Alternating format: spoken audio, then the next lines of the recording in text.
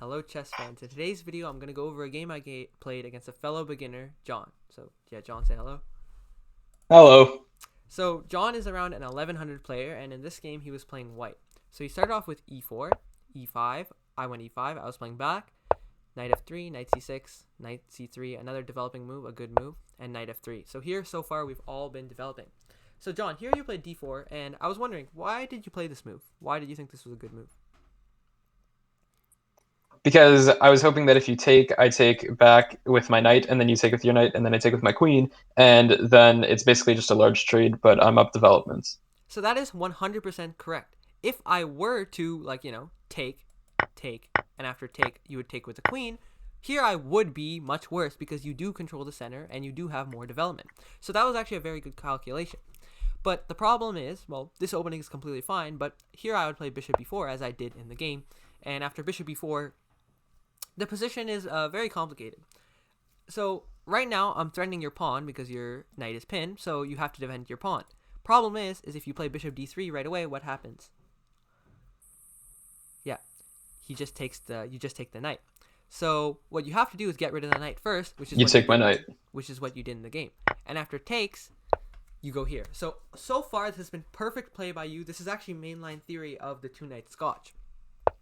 So here I castle, and you castle too. So this is a very good move. And I play rook e1, which attacks your pawn by the threat of bishop takes, knight, pawn takes, and then I take here and win a pawn. So here you defend your pawn, and that's a really good move. So here we actually continue to follow theory, which is very surprising from a beginner who, didn't know any of this theory. I knew some of it, I knew a little bit of it, but I didn't know much of it.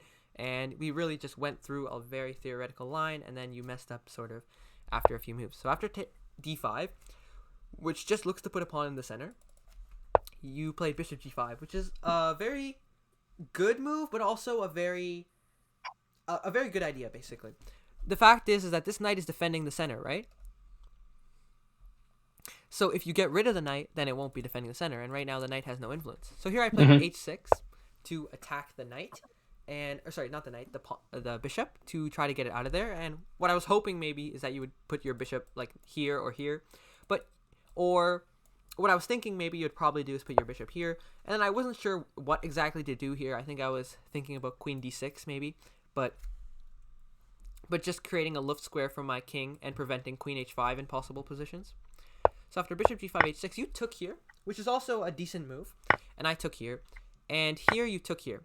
So seemingly this wins a pawn, because if I take here, you take with the queen, and I take here, I'm actually getting back ranked mated. As we can see, after take the pawn back, it's back rank mate.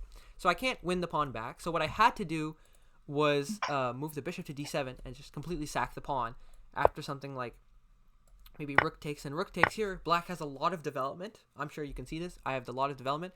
And if you grab the pawn fully, I have these monster bishop, this monster rook, and this position is around equal, but I think I prefer black here because I have a lot of development.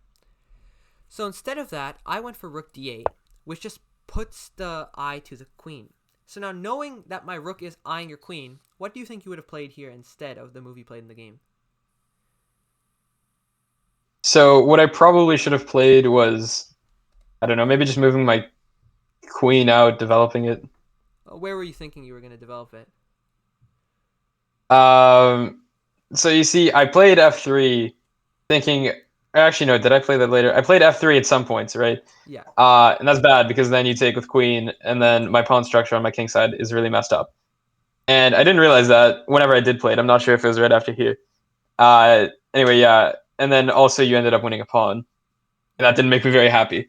So instead, I probably should have played somewhere that doesn't do that and say maybe something like, I don't know, queen e2. So actually during the game, I thought you might play queen e2 is not the best move, but after queen e2 takes here, there's actually a really cool tactic, I think. Actually, never mind. Sorry. Queen e2, I was originally thinking there was a tactic like this, and if I take here, you could go here, but here you had bishop f8. I just missed that in my calculations.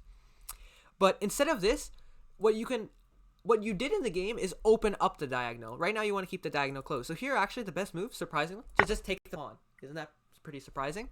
Because in the game you got punished for taking the pawn. But here it works well because of the fact that this is not open yet. In the game, as you can see what you did after bishop e4, you see how now it's opened? Yeah. So actually in the game I had a tactic to win the pawn. I took here first because if you go here immediately, then you have takes here with this fork, and after takes, you would take here and I'd lose the game. So I had to take the knight first. So I got rid of the knight and then I took the pawn. And here I think you missed my idea. The idea was you don't really want to pin your guys to your queen, and you took here. Here, what you're supposed to do is just move your bishop back, and you have to accept a much worse position. Here, I might even take here, though probably that's bad, because then you can take this with your queen, and if I were to take, you'd have back rank. But sorry. Actually, I could probably take here. So you have to go back. When instead you played takes here, and originally here, I had two thoughts. First, I thought bishop e6, c6, and then this pawn to c6. But then I was thinking about something like you might, if I go bishop e6, you might take here, and if I take here, you take here, it's equal material. So I was originally thinking about this, but then you could take here, and take here, and here it's equal material. So instead I was like, okay, so first I have to attack the pawn with the bishop, and what I was thinking you would probably do is take here with check. I would take, and you would move your queen somewhere, like maybe here. And I'm up a piece, but it's kind of complicated with my king here. It's probably still winning for me. I like the line you went for better, which is with c4, takes. And as you can see here, you have this really nice pawn, right? It's a really dangerous pawn. I'm guessing that's what you're going for. Yeah. You thought this was going to make a queen or something? Try to save it for the endgame. Yeah, something like that. Yeah, that's a good idea. So here I went bishop a6. The idea of bishop a6 is I don't really want to go bishop b7 because then you play c4. So I was like, how do I stop c4? I play bishop a6, and then I can play bishop c4, and I also stop c4 from defending your pawn. So here this is where I blundered, right? Yeah. Yeah. I'm sure now you can see that your move was very bad. Yeah. Because it just not only trades queens, but also blunders this. So yeah, just going back, what do you think was a better move here?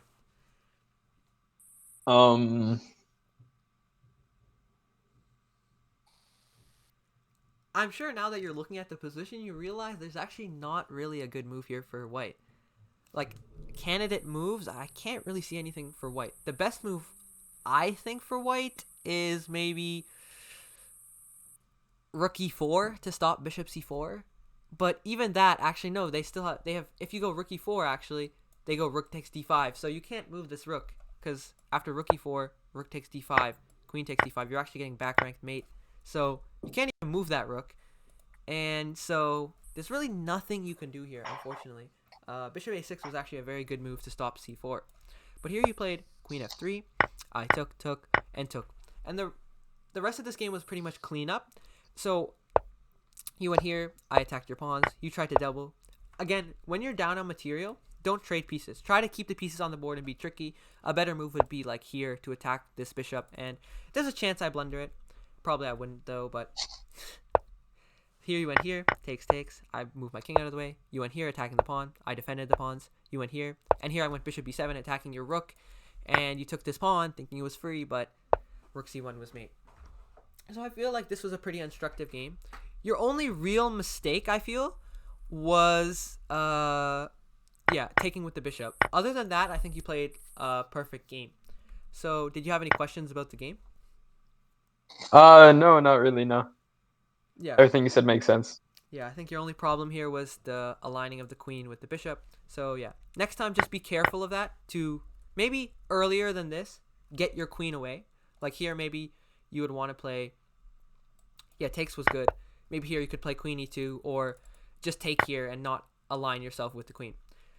So yeah, that's the end of today's video, guys. If you liked the video, please remember to leave a like and subscribe, and I'll see you guys in the next video.